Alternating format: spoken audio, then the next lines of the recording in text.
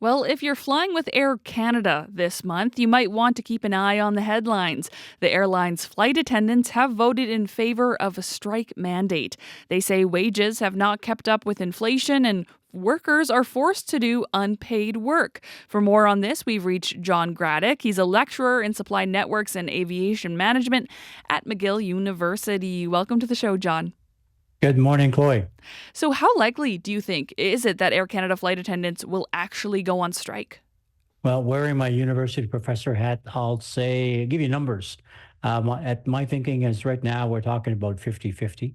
The union is coming to the table tomorrow with a significant support from its workforce, 99.7% support from the 95% of flight attendants who voted. So they're coming with a lot of vim and vigor to the table tomorrow. So we'll have some interesting odds as we go through the next couple of weeks. So, what exactly is the union asking for here? Two things really, primarily wage, catch up. They've coming off a 10-year contract that was signed in 2014 through 2025. Wage increases were held at 2% annually. So there's a significant amount of cost of living and a living wage catch up somewhere in the range of about 30 to 34%, which is what I think is going to be the number that they're going to be looking to do. And that's one piece. The other piece is, of course, the big issue that the flight attendants have been promoting over the last 6 or 8 months, which is really the fact that they are asked to do work by Air Canada that they don't necessarily get paid for. So they only get paid when the door closes of the aircraft, and the pay stops when the door opens for the aircraft on arrival. Let's talk about how this could potentially impact travelers. If a strike does go ahead, what would that look like for folks who are flying with Air Canada?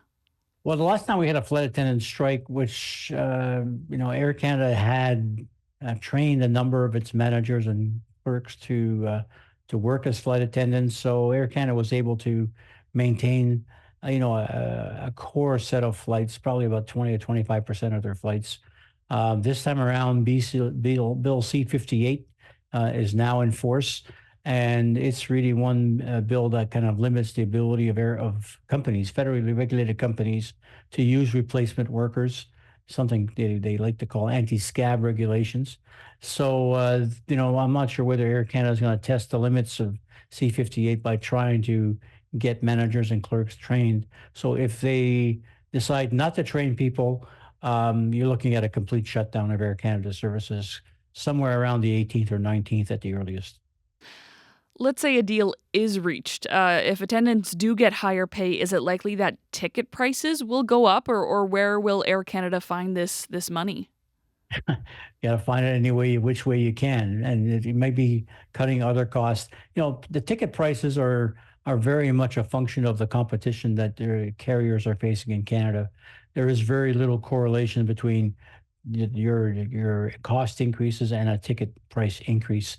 The market is really open to competition, and whatever the competition pushes out in the marketplace is what you're going to have to deal with. So it will impact the bottom line. It'll impact profitability, but the airlines have been pretty profitable the last few months, the last few quarters. So I think that yes, there will be a hit on the profitability.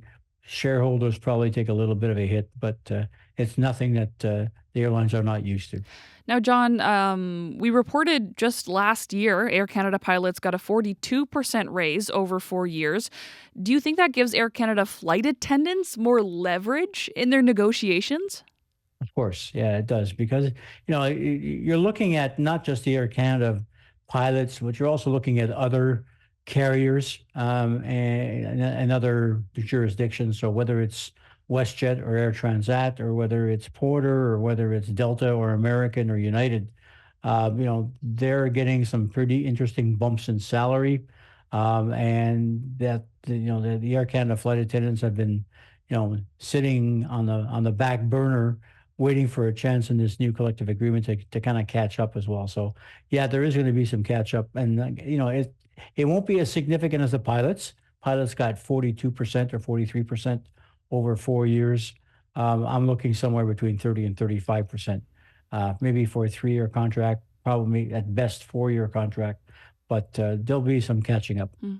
John, you've had an interesting last couple years here as a lecturer in aviation management with all of these changes and strikes and raises for pilots. What do you think all of this that we're talking about here tells us about working conditions in the airline industry today and how they've changed?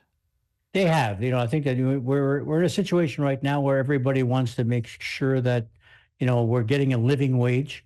I think we've heard enough stories about flight attendants having to double up or triple up bunking or living and staying in cars because they can't afford rent.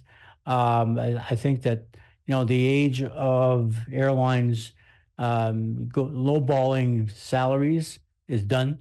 I think that the unions have done a good job of positioning wage demands to get a living wage to people. So the industry is changing. We need more flight attendants for sure. We need more mechanics. We need more pilots. So I think the bumps in wages that we've been getting should make airline businesses and airline careers more attractive. So yeah, there is going to be demand, and it is a good place to work. It's a lot of fun, and people enjoy flying. John, thank you so much for joining us this morning. My pleasure, Chloe. Have a great day. You Take care. too. John Gradek, a lecturer in supply networks and aviation management at McGill University.